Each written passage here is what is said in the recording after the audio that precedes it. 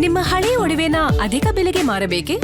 ಅಟಿಕಾಗೆ ಕಾಲ್ ಮಾಡಿ 8880 Attica gold company.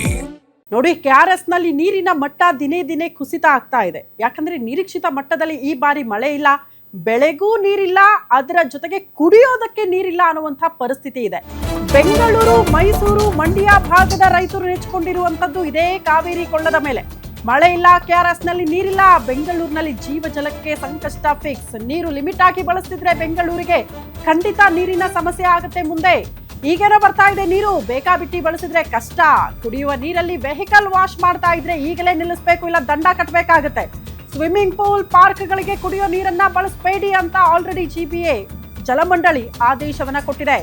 ಒಂದ್ ವೇಳೆ ಕುಡಿಯೋ ನೀರು ಬಳಸಿದ್ರೆ 5,000 ರೂಪಾಯಿ ದಂಡ ಅಂತೆ. ನೋಡಿ, ಕಾಸ್ಟ್ಲಿ ಕಾರಪ್ಪ, ಕುಡಿಯೋ ನೀರಲ್ಲೇ ವಾಶ್ ಮಾಡ್ಬಿಡ್ತೀನಿ ಅಂತ ಹೋದ್ರೆ 5,000 ದಂಡ ಕಟ್ಟೋಕ್ಕೂ ಕೂಡ ರೆಡಿ ಆಗ್ಬೇಕು ನೀವು.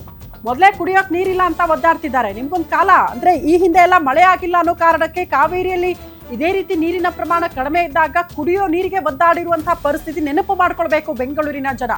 ಯಾಕಂದ್ರೆ ನೀರಿನ ಟ್ಯಾಂಕರ್ ಡಬಲ್ ತ್ರಿಬಲ್ ದುಡ್ಡು ಇಸ್ಕೊಂಡಾಗ ಹಿಂಗೆ ಬೇಡ್ಕೊಂಡ್ರು. ಡಬಲ್ ತ್ರಿಬಲ್ ದುಡ್ಡೆಲ್ಲ ಇಸ್ಕೊಳ್ತಿದ್ದಾರೆ, ಕುಡಿಯೋಕ್ ನೀರು ಸಿಗ್ತಾ ಇಲ್ಲ, ಒಂದು ಟ್ಯಾಂಕರ್ ಬರೋಕ್ಕೂ ಕೂಡ ಕಾಯೋ ಪರಿಸ್ಥಿತಿ ಇದೆ ಅಂತ.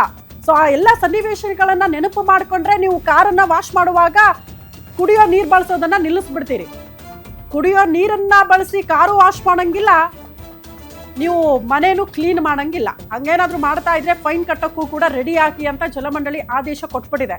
ಅಲ್ಲ, ನಮ್ಮ ಮನೇಲೇನೋ ನೀರು ಬರ್ತಾ ಇದೆಯಪ್ಪ, ಕಾವೇರಿ ವಾಟರ್ ಆರಾಮಾಗಿ ಬರ್ತಾ ಇದೆಯಲ್ಲ, ಏನು ಸಮಸ್ಯೆ ಇಲ್ಲ ಅಂತ ಹೇಳಬಹುದು. ಬಟ್ ಈಗ ಬಂದರೂ ಕೂಡ ಮುಂದೆ ಬರಬೇಕಲ್ಲ.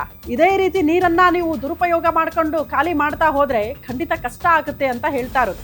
ಹಾಗಾಗಿ ಹುಷಾರಾಗಿರಿ. ಕುಡಿಯೋ ನೀರಲ್ಲಿ ವೆಹಿಕಲ್ಸ್ ಅನ್ನ ಕೂಡ ತೊಳೆಯೋ ಹಾಕಿಲ್ಲ, ಬೇರೆ ಬೇರೆ ಮನೆ ಕ್ಲೀನಿಂಗು ಅಥವಾ ವಸ್ತುಗಳನ್ನು ಕ್ಲೀನ್ ಮಾಡೋದಕ್ಕೂ ಕೂಡ ಬಳಸಂಗಿಲ್ಲ ಅಂತ ಜಲಮಂಡಳಿ ಆದೇಶ ಕೊಟ್ಟಿರೋದು.